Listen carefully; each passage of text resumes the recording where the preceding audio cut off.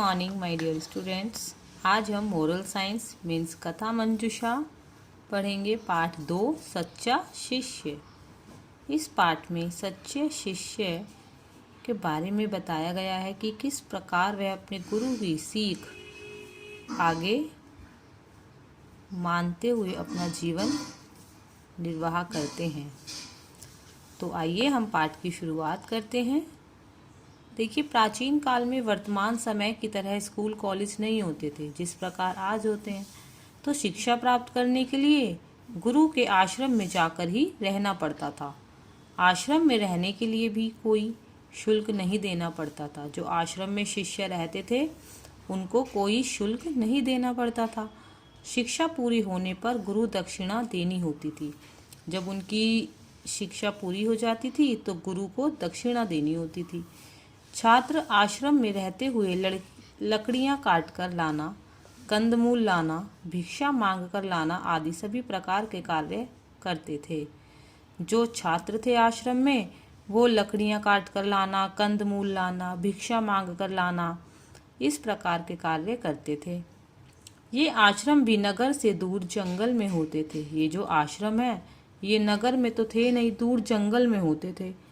इन आश्रमों में राजकुमार हो या कोई गरीब सभी के साथ एक जैसा व्यवहार किया जाता था।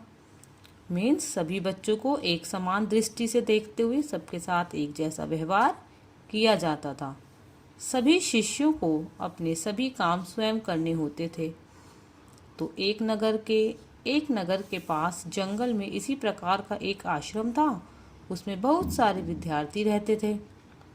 वहाँ के ऋषि उन्हें धर्म, नीति, शस्त्र, शास्त्र आदि की शिक्षा दिया करते थे। वहाँ के ऋषि उन्हें क्या शिक्षा देते थे? धर्म, नीति, शस्त्र, शास्त्र आदि की शिक्षा प्राप्त करने के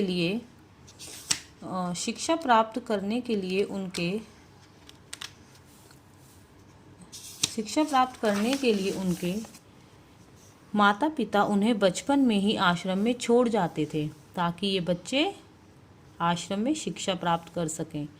किसी भी शिष्य के माता पिता शिक्षा पूरी होने तक आश्रम में नहीं आते थे। और मीन्स वो बच्चे बड़े पलते बढ़ते आश्रम में ही थे। अब इनमें से कुछ छात्र बड़े हो गए थे और उनकी शिक्षा पूरी हो गई थी। पूरी शिक्षा होने के पश्चात ऋषि ने उनकी परीक्षा लेने का निश्चय किया कि ये बच्चे बड़े हो गए हैं, अब इनकी परीक्षा लेनी चाहिए। उन्होंने परीक्षा लेने की बात अपने शिष्यों को नहीं बताई। ऋषि ने अपने शिष्यों को नहीं बताई कि आपकी परीक्षा होगी, मीन्स सरप्राइज टेस्ट। उन ऋषि की एक पुत्री भी थी। वह अब पुत्री बड़ी हो गई थी। ऋषि उसका विवाह करना चाहते थे। उन्होंने सोचा यदि मुझे इन विद्यार्थियों में से ही कोई सुयोग्य वर मिल जाए तो मैं उससे ही विवाह कर दूंगा।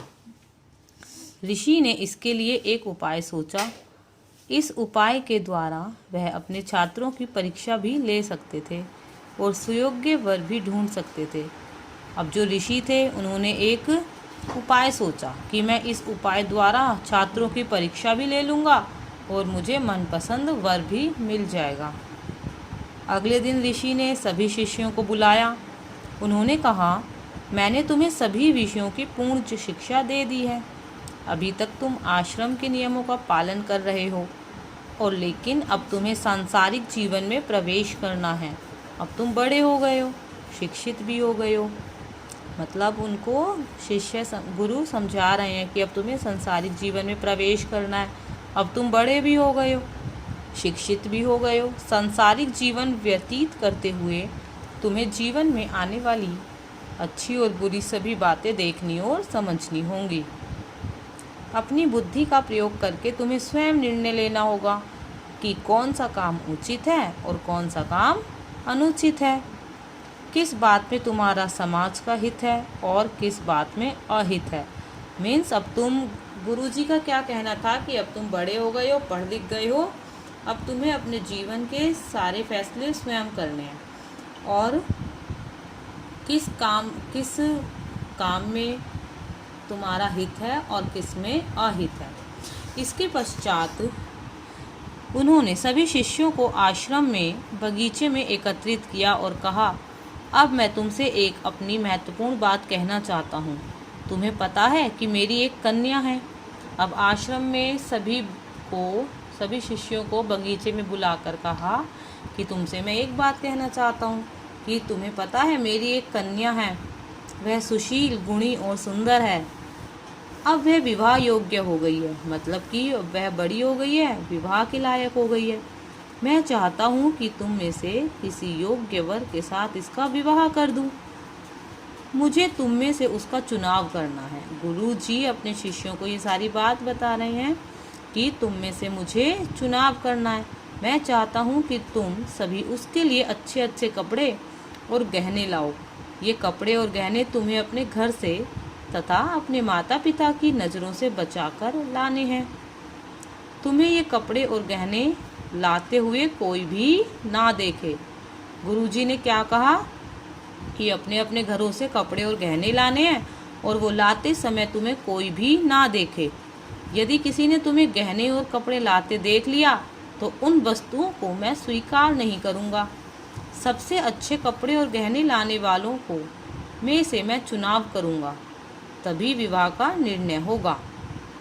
अब ऋषि की कन्या बहुत गुणी थी। जो उससे मिलता उसके गुणों की प्रशंसा किए बिना रहता ना।